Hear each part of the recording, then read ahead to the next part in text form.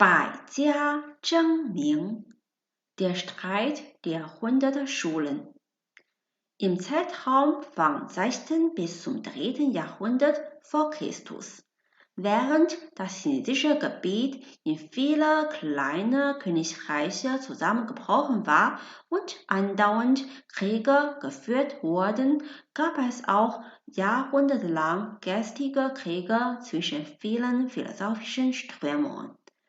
Die gesellschaftliche Unruhe motivierte die Intellektuelle, sich scharfe Gedanken über die Gesellschaft und die Menschheit zu machen und Möglichkeiten herauszufinden, um die Gesellschaft wieder in Ordnung zu bringen. Viele Lehren und philosophische Denkströmungen sind zu dieser Zeit entstanden, wie zum Beispiel der Konfuzianismus, der Taoismus, der Legalismus, der Moismus etc. Die verschiedenen Denkschulen jener Zeit werden mit dem Sammelbegriff 100 Schulen bezeichnet. Um eine Lehre zu verbreiten und in die Praxis umsetzen zu können, beschäftigten sich die Intellektuellen jeder Schule sehr viel mit der Bildung, der Publikation der Schriftwerke und der Debatte mit anderen Schulen.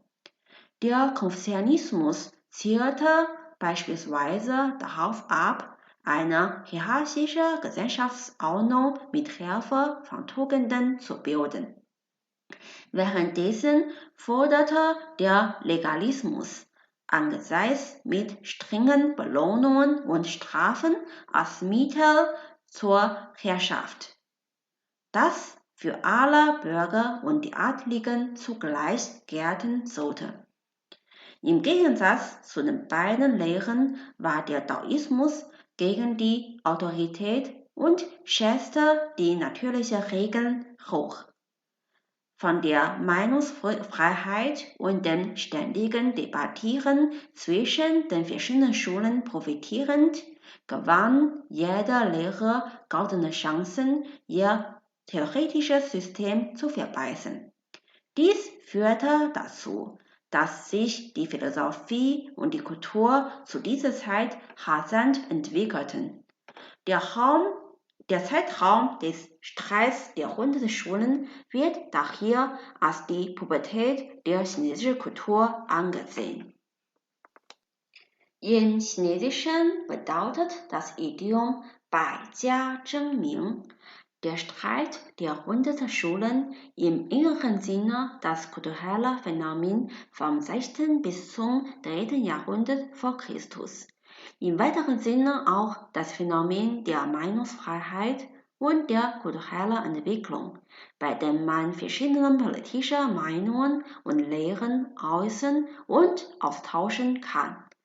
Das China vom 6. bis zum 3. Jahrhundert, das antike Griechenland zu ungefähr derselben Zeit und Deutschland im 18. und 19. Jahrhundert haben eine Gemeinsamkeit. Während des politischen Zusammenbruchs des Landes und der gesellschaftlichen Unruhe geriet die herrschende immanente dominante Ideologie oder Religion in Zweifel. Der schwierigen Lage entgegen versuchte man häufiger und intensiver, die Gesellschaft und die Menschheit zu beobachten, zu analysieren und zu erforschen. Die Philosophie ist vor diesem historischen Hintergrund erblüht.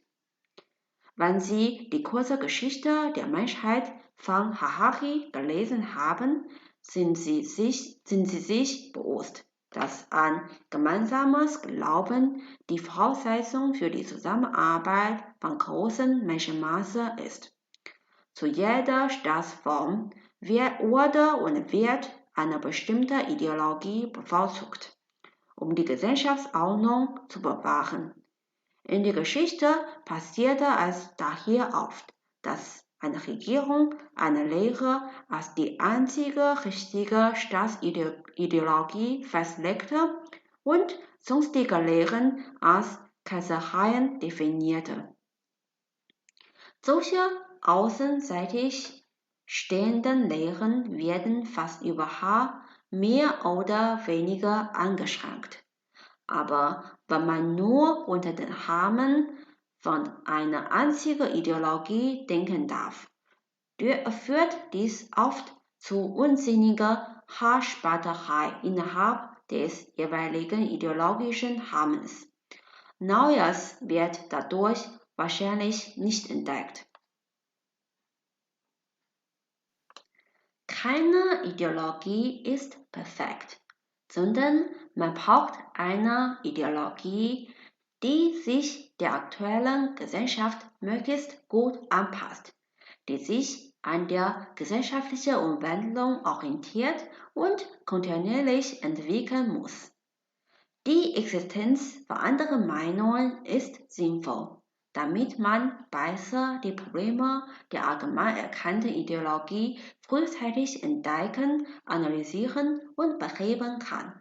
Dies ist der gesunden gesellschaftlichen Entwicklung zuträglich. Im umgekehrten Fall keine Gesellschaft, wo kein Zweifel an die Hauptideologie geduldet wird, leicht ihre Verbesserungschance verpassen. Liebe Zuschauer, wie ist Ihre Meinung über den Streit von verschiedenen Meinungen und Lehren?